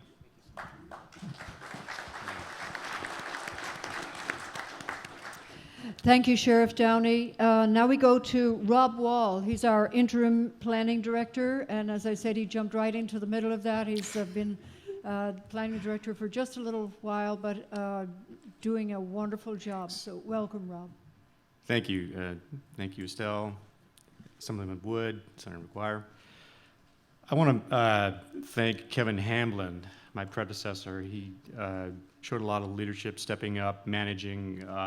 He was on the front end of 10 planning commission meetings and other outreach in developing this ordinance. As Supervisor Fennell points out, I came in a little late, but it is my duty now, or my job, to implement this land use ordinance for farming. The ordinance itself has pretty good bones. It's not perfect. We do anticipate revisiting the ordinance sometime in the future, possibly with an EIR to look at expanded areas. But right now, this ordinance is a land use ordinance that currently recognizes what's going on out there now, and hopefully we can get some compliance, mainly for environmental compliance is where we're looking. It also permits new grows in what we call environmentally superior areas. And it has a two-part approach to that. There are permits by right that will hopefully be permitted with checklists over the counter. There will be a system of public hearings for larger grows or difficult areas. Some of our compliance actions in our difficult areas are going to take public hearings, and so I will be, in attendance, trying to get these grows legal. We have a couple staff members back in the back room, Senior Planner Miller and Senior Planner Johnson. Hopefully they can answer some questions regarding where your property stands in regard to this new ordinance that effectively comes into effect, on February 26th, and that's a Friday. And between now and then, we've got to come up with a checklist, and we have to reach out to our agencies, our state agencies. Obviously, we're going to have regional board approvals. We're going to have Fish and Wildlife approvals prior to our checklist and our sign-offs. So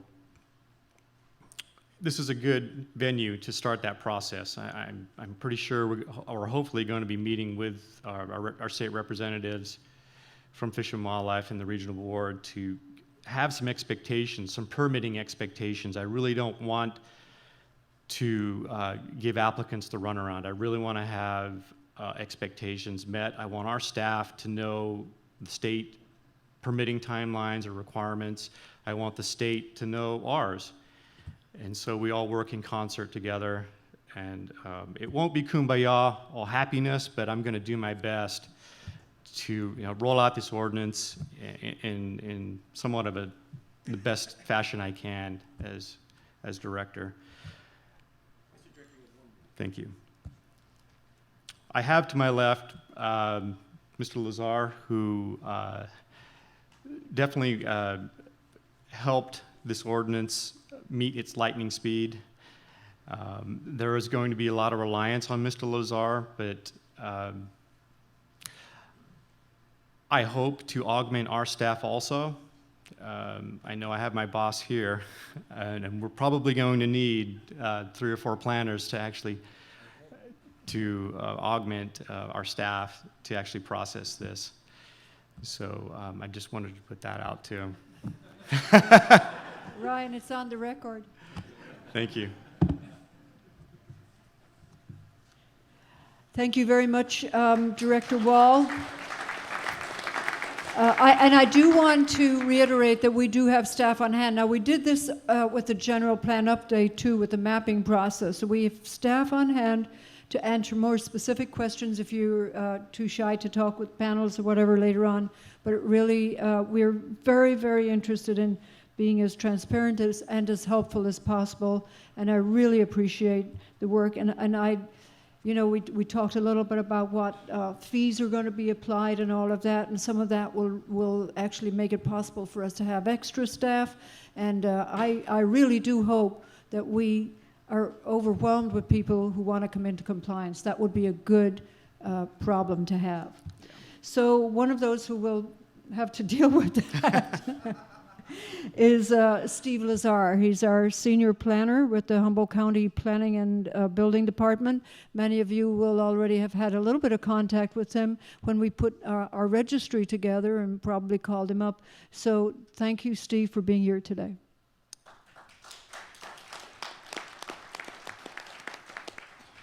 Thank you. It's an honor. Thank you to Senator McGuire and Assemblymember Wood. This is a historical moment, and I think a very timely meeting of many agencies. The county, in its recent efforts, took on a very daunting task, and consequently, it was a fast-paced process. It was us scrambling to parlay as much momentum as we could from other efforts, and I think it's important to note what those are. We're standing on the shoulders of a lot of things here. The work of the regional board really set the stage for a lot of what we did, having the forethought to be able to get ahead of a statewide regulatory structure and just get into the nuts and bolts of environmental impacts as they exist in the North Coast region was essential. Also, the efforts of California Cannabis Voice Humboldt, grassroots organizations, the social capital that exists here in Humboldt County served us greatly during this effort. The fact that people turned out again and again for public hearings at odd hours, on odd days, at odd intervals, really informed the ultimate work product. And we're uniquely positioned here in Humboldt County in the Emerald Triangle to be able to exploit the actual expertise, the sophistication, all of the things that we know to be native to this area. And as a bureaucrat, I have no interest in getting into the actual nuts and bolts. I want to rely on the experts for that. And rarely during a public ordinance process can you look in the audience for that. It's not usually the case. It's coming from another source, but I think it really came from that in this one. I also want to, as a local level bureaucrat, also explain how frustrating it's been for the last 10 years plus to try to wrestle with the regulatory vacuum that has essentially defined the 20 years since the passage of the initiative. And I don't fault the legislature, and I don't fault our residents for doing what we had to do in that vacuum. But we're at a point where we have statewide regulatory cover to give us the actual confidence to move forward. And really, I think that we can't fault the industry, we can't fault the players, the stakeholders, because there was never a pathway that wasn't fraught with problems. And I think that's another point to kind of get to is the pathway ahead could lie with problems. As Mr. Corbett mentioned, we're a public agency. Our records are public records. You'll be, by working with the county, creating new public records that are discoverable. It's we're at the time where we have to kind of put those fears aside and work together between the county and the public and try to advance in a rational way. Those are things that we can't control, however, and that's important to recognize. The nation, the state has its own unique flavor to the way cannabis has evolved, being the first to actually successfully advance an initiative, but then being outpaced by other states that have taken on recreational cannabis. But in Humboldt County, before there was ever 215, there was marijuana cultivation, and that expertise is something that we're looking to harness, that momentum moving forward, and it's going to rely on the confidence and the trust that we have to build on there. I think that okay, thank you. I think it's important to point out that we have some planners here from my fellow planners.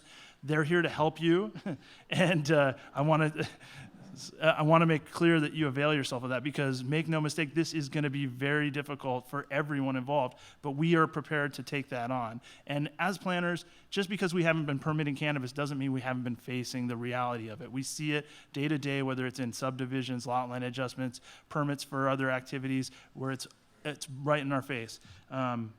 Yeah, the industry's always been placed in a very delicate risk-reward, and so is local government. But for the first time, we have the ability to move forward with a much greater perspective and a much greater ability to make that transition. And I look forward to negotiating it with you. I think that's all I'll say for now.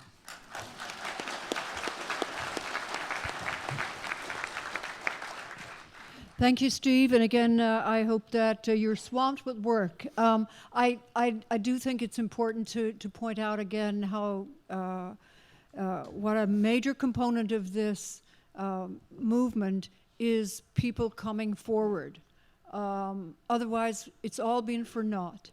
And that's why I think you must understand that this county is very interested in working with you and making this work. And we all talk so much about protecting the environment, about safety, about getting rid of the violence. Let's do it together and let these guys help you do it. So thank you very much, Steve.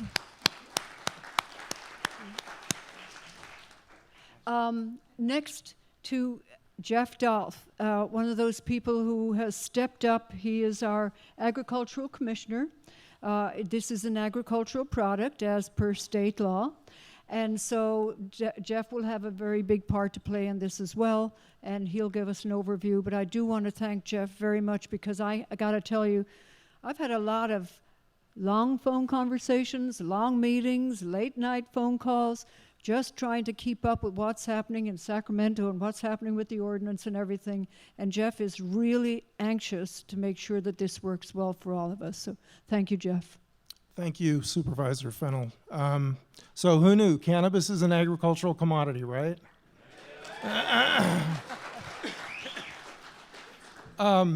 We have a long history of working to support agriculture, as Undersecretary Houston said, over 100 years. Programs to promote and protect the industry, and we're going to do the same thing with cannabis. We have some very good models that we can easily adapt and apply to cannabis production. I've already begun meetings with CDFA, and I will continue to be involved with CDFA as they need information and they need to communicate with our association, the Commissioners Association, statewide on developing these regulations. And so I foresee over this next year the need to have CDFA and my colleagues in Humboldt County visiting cannabis farms, looking at the industry, learning as much as they can about it so that we can inform those regulations and we come up with rules that are going to work and are going to be effective for this industry. I have another meeting later in February with CDFA, so we're very engaged. Another thing is I'm working very closely with the county's ad hoc committee. Your industry has been very plainly spoken that your preference is that Humboldt County is out ahead of this, out ahead with branding, because everybody knows the Humboldt County name means something in the cannabis world.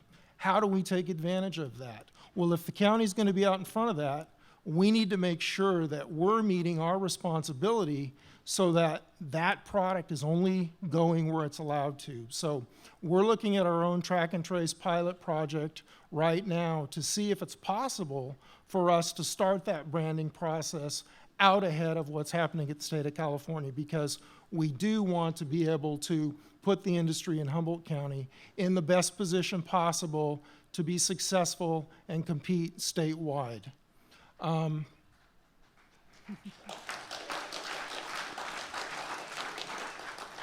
Branding is an important part of that, and so I'll mention in the ordinance there is the approval of an artisanal branding, and I will be developing that. We already have good guidelines, 3,000 square feet or less, organic equivalent principles for the production of that commodity. The property owner must live on the parcel, the producer must live on the parcel, and it's daylight only. So we'll promulgate the rules for that in our department. And when, through the ad hoc committee, we're directed to have a program, a licensing and certification program, the Ag Commissioner's Office will be ready to do that for the cannabis industry.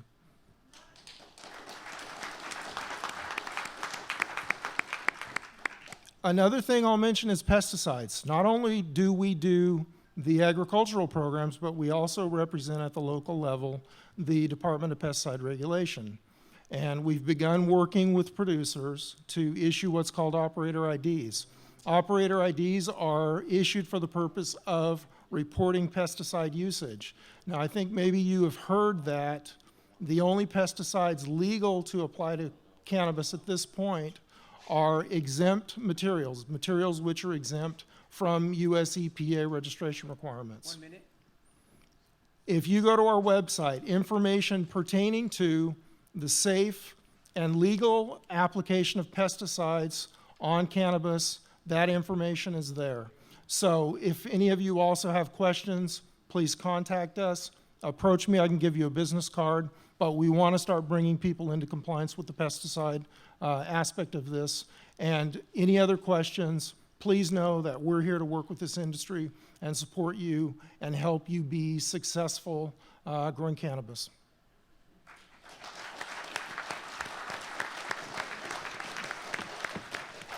And thank you very much, Commissioner Dolph. And that's it for the county panel. I'm tossing it back to Senator McGuire. Thank you so much, Supervisor. Let's give a round of applause to all the department heads from the county and say thank you so much. I want to thank again both supervisors and, of course, the entire board, Ms. Finnell, Mr. Sundberg, for all their work on the local ordinance, and all of you who have been so intimately involved. We're going to be bringing up our third and final panel of the evening, a briefing from industry leaders, and we're grateful that they are here. Just a quick follow-up in regards to the Ag Commissioner as well as the Undersecretary for California Department of Food and Ag. Mr. Wood and I believe that it was important to be able to protect the North Coast, and particularly any medical marijuana crop that is being grown on the North Coast, which is why there is very specific language about appellation protection for cannabis that is grown along the North Coast, very similar to what you see within the wine industry. And the reason why there's a focus absolutely on that is ensuring that you don't see a grow, for example, in Riverside, saying that they have Humboldt medicine, which we know there is no comparison. So we're just grateful for all the feedback, because that was an important one, and I'll let the Assemblymember comment on that as well. Yeah, absolutely. We heard it loud and clear, and we believe it, that Humboldt County is unique, and that should be reflected in how that product is viewed from the outside world. And I'm not really sure what's grown in Riverside County other than maybe a few oranges, but it's certainly not good cannabis. So so we'll go from there. Well, they may be good, I don't know, but certainly not good as good as here. So anyway, we'll go back to the senator here. Are we going to take over? Get started? Okay. White late model Dodge pickup is blocking the driveway. Okay. Another traffic issue here. We got a white late model Dodge pickup truck that's blocking the driveway out there. Pretty soon it'll have that tree on it if it doesn't get moved. So whoever's got that late white model Dodge pickup, you're blocking the driveway. Okay, we're going to go ahead and kick off our final panel here before we get to our question and answer period. So first off is going to be Hezekiah Allen. Hezekiah is a Humboldt County native and the chair and executive director of the California Growers Association. CGA aims to promote and protect independent farms and businesses within the cannabis industry and has quickly become one of the most influential advocates for the medical cannabis industry in Sacramento. And he, as I said earlier, he did play a significant role in the pushing forward of AB 21, but also a significant role in pushing forward the Medical Marijuana Regulation and Safety Act. So at this point, I'm going to turn it over to Mr. Hezekiah Allen. Thank you, Jim. Assembly member. Thank you, Senator, Supervisor, everyone for being here today. Just for a quick correction, Casey's actually our chair now. I just do the executive director role, but that's my fault for not getting your staff a bio. Going to talk briefly about where we are, how we got here, and where we're going. First, I want to acknowledge the three of you here and everyone in the room. There's really been a revolution in the way California talks about cannabis policy in 2015, and for the first time ever, our community really is at the table. We didn't get everything we wanted, we never will, but I want all of you to know that we are there and they are listening, and we are listening as well. In order to get here, it took a real fundamental acknowledgement. The status quo wasn't working, whether it was the watersheds and the fisheries, public safety and neighborhood impacts, or, in my case and folks like me, the ever-impending fear of law enforcement and the constant dehumanization that we've grown up with, the constant stigma. The status quo wasn't working. And so how did we move forward in 2015? By working together. You know, meeting Luke, it's been amazing. Made so many of you in the crowd. We've been working together, sharing ideas, turning over what our heritage, what our past looks like, and what our future could look like.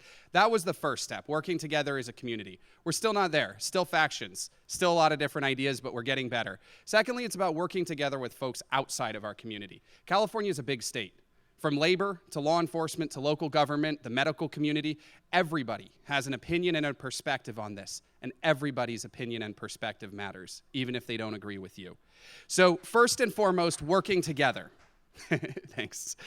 It's important to realize that as a cannabis community, we're one stakeholder. There's a lot of stakeholders in this thing. I'm going to estimate 10,000 human hours went into the MMRSA.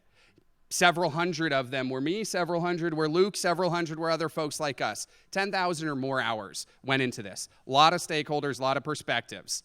You know, in March of 2015, we were still butting heads with the police chief in appropriations. We were the only group to oppose their bill. We left that with one unified proposal that eventually moved forward into this unified consensus proposal.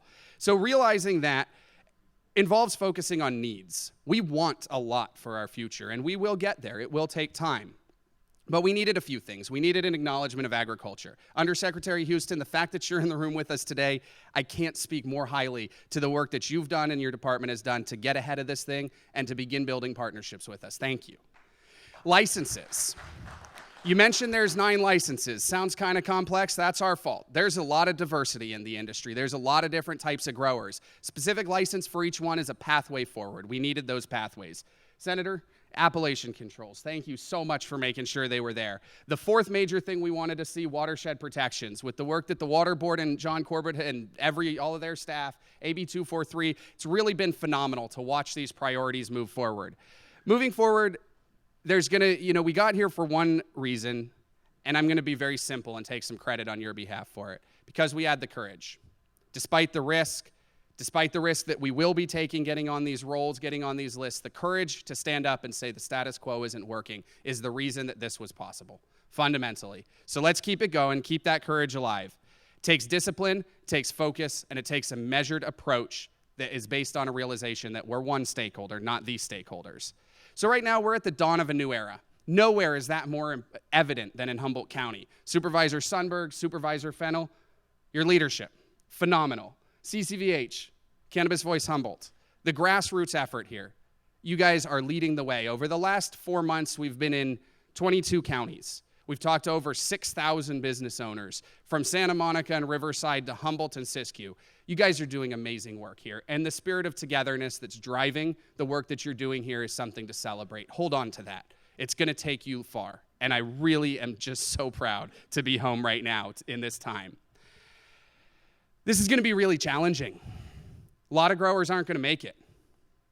Several decades of regulatory vacuum have left practices and sites in places where they shouldn't be, and practices that will never be sustainable and never be a part of our future. 1 minute. Yes, sir. There's going to be a lot of people that don't make it. We're going to need to work together. We're going to need public-private partnerships. We're going to need sustained commitment, job transition, support when we lose these jobs, when these businesses fold. There's a few specific policy priorities going forward that we'd like to stress. First of all, pathways for every business. That's a pathway, a license. There were a few that weren't created. Research and development, delivery dispensaries, non-traditional, and special events. All in AB 1575. Thank you both for your continued work on that. But the smallest, most marginal farmers need a license and a pathway too, and so do the food makers. The March 1st deadline, goodness, you guys put it on the desk already. Great work. That was our highest priority. Cumulative tax liability, banking, and drought. Climate change, and greenhouse gas emissions. These are serious things we need to talk about going forward. But we're going to get there because we're going to have courage and we're going to work together. So to everyone in this room, remember, it's still dark, there's still shadows, but you're all beacons. Shine brightly, because it's only by working together and acknowledging that illumination that will come that we're going to get there. Thank you all for the time. Thank you.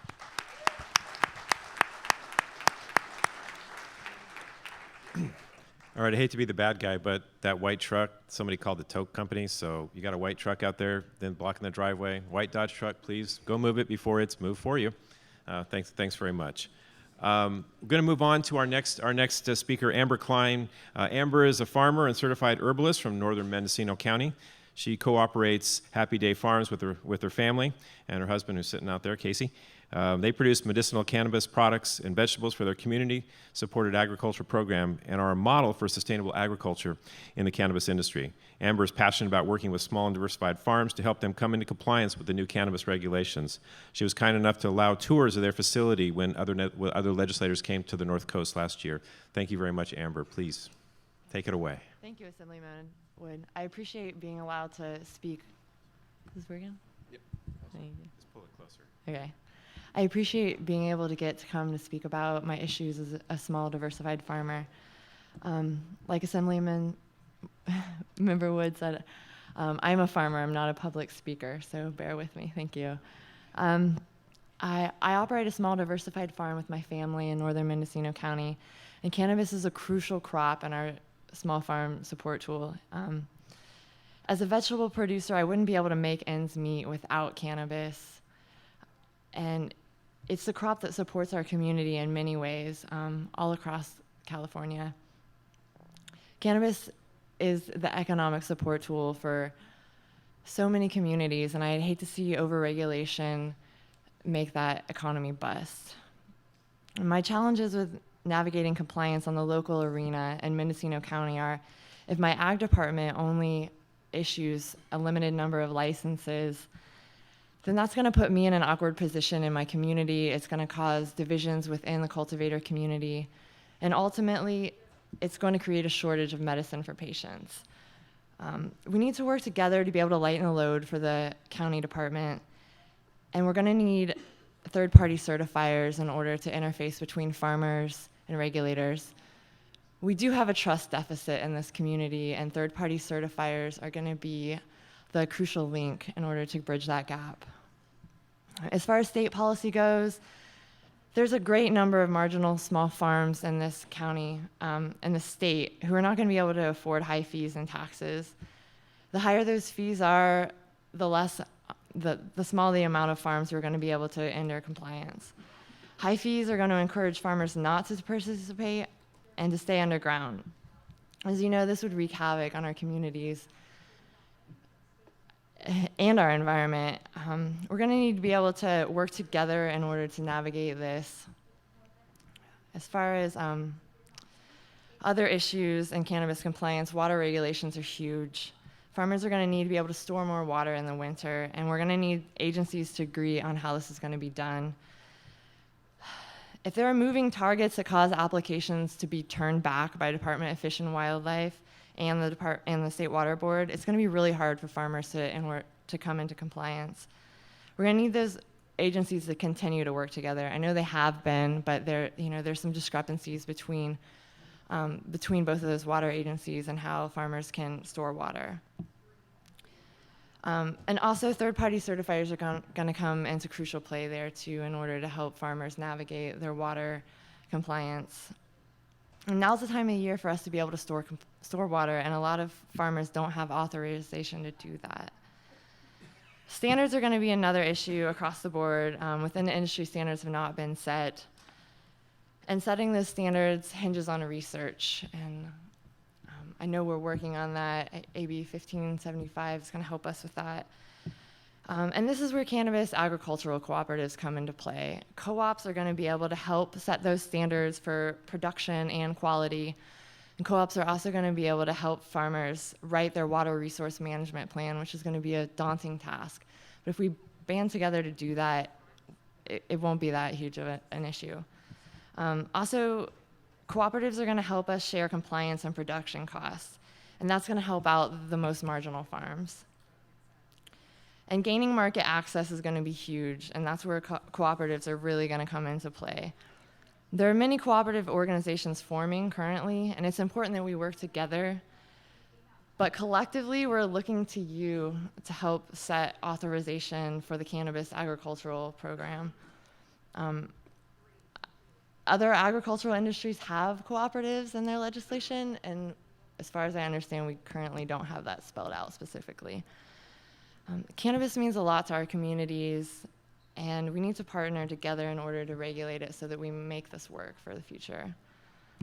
Appreciate being asked to come here and speak, and I'm looking forward to future collaboration. Thank you very much, Amber.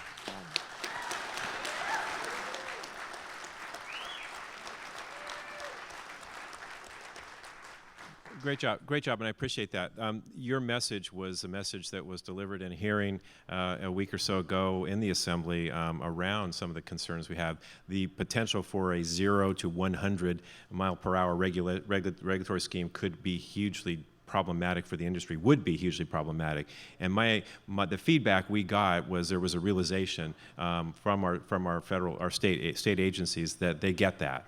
And so one of those things is, we've got to make sure they continue to get that. The worst thing we can do from my perspective is to overregulate really, really quickly. It's going to make compliance a nightmare. And so I appreciate that perspective. I think it's a really important one going forward.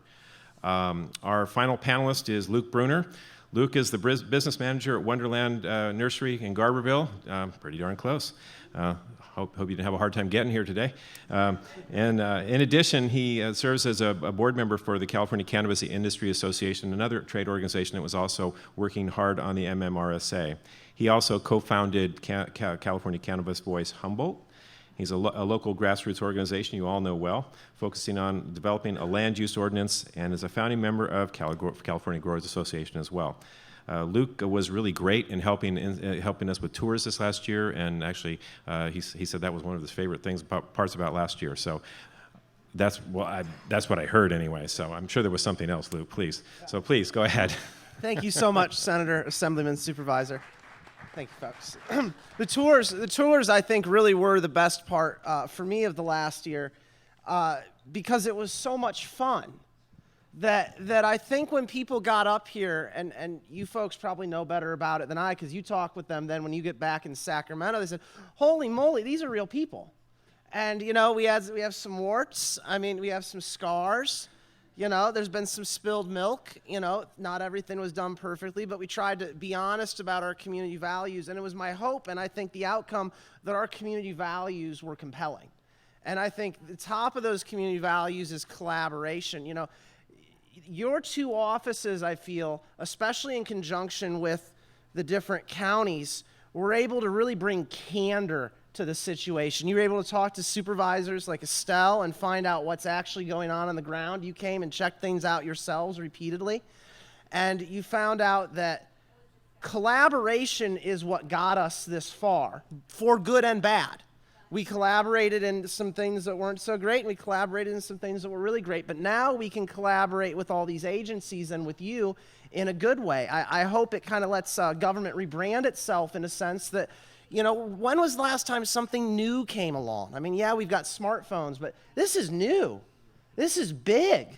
And we really don't have the greatest idea of what we're doing. I think that's what I heard everybody say. I mean, everybody's taking notes. These are the things we need to figure out. You know, events and research is very important. Training, I think, is very important, just as a general topic. We're only just now getting access to the ag infrastructure of California. Those folks down at Davis and in the research centers and the ag extension, they have a bunch of stuff to teach us. If you went to the ag extension in the past, I mean, you know, they might call the sheriff. You know, today, you know, we want you to go to the ag extension. And I think that if anything can be taken away from today for both the agencies and the people is that we have a working model, not just legislatively, but I think we have a working model of human communication. This is actually how government's supposed to work. Is like the folks show up, the agency heads are here, the people come out at a community center, and we get feedback to actually create something that is viable for the community. You know, I think these folks are very familiar with the big issues of banking and the other ones that we've heard about. What they're not familiar with is stuff that maybe we don't talk about. We're just now learning. We may have some serious agriculture concerns. We may have some pathogenic issues. I certainly, I remember when the senator first visited the shop and I found out he had done some vineyard work, you know, when he was a young person. And I said, gosh, we have the same pests. It would be terrible if one of these mutated and crossed over into the wine grapes. Let's not do damage to the wine grapes. Let's get these ag folks on this and figure this out. We don't want things crossing over into roses or other industry. And I think that we've been able to illustrate that cannabis has come so far that it's just one issue among the many. That our community has an obligation working with all these fine folks to recognize, you know, the wine grape growers, that they have some needs too. You know, the cattle folks are going to have some needs. All the other ag we actually got there, which is we're now one issue among the many. Within that context and the communication is also these tours. I think over the next year in a variety of ways, a lot of folks are going to want to come here. Not just officials. I'm confident, Assemblyman and Senator, that if folks from Sacramento want to come up to Humboldt County, that there's tourists from LA or San Francisco or Tokyo or some other place that have a legitimate medical condition. And they want to come here, they want to have cannabis as part of an integrated treatment. I mean, I think that we have the cleanest air, certainly in the state of California, if not the nation right now. I mean, these people, if they're dealing with health issues, that clean air and clean water is essential for their recovery, especially as part of other non-traditional medicines. And so, you know, what you've given us, and this is so impressive, especially with Estelle on the local level, I think people have a chance to say what their dreams actually are. You really want to do it. Now you get to. Not everyone will, but I think we get to. And that's a profound change. And my goodness, the willingness of agency heads to come and say, I'm here to learn. I don't need the last minute. I think that was all. I just wanted to really express that to you, that's such a tremendous accomplishment. And I think the folks are really ready to, you know, integrate into that question and answer session and let you know what's going on the ground. Great. Well, thank you. How much time? A couple minutes? So, well, thank you very much to the panel here. We really appreciate you being here with us today. We are going to transition to our question and answer period, so give us a couple of minutes to do that, make that transition. I will tell you that if you were to leave now, the Highway 101, the tree's gone now, so you could go. But please don't, because we want to hear from you. So we're going to transition here. Give us a couple of minutes to make that move, and we want to hear from you. So thanks very much.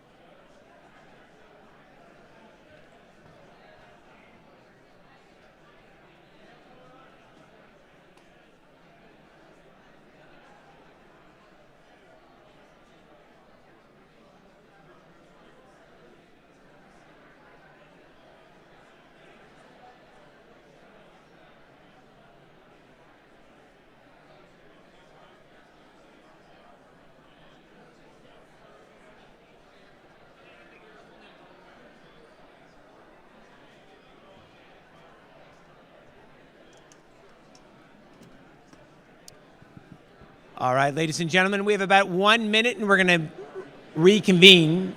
1 minute. If you can grab, I've heard that we have a few cookies left. Hit up the coffee, water, and we're going to get started in 1 minute. We have the microphone for individuals that would like to be able to speak right in front. If you would like to be able to speak, feel free to start lining up now. And then each of our panelists will be prepared to answer your questions. We'll be getting this rolling in about 1 minute.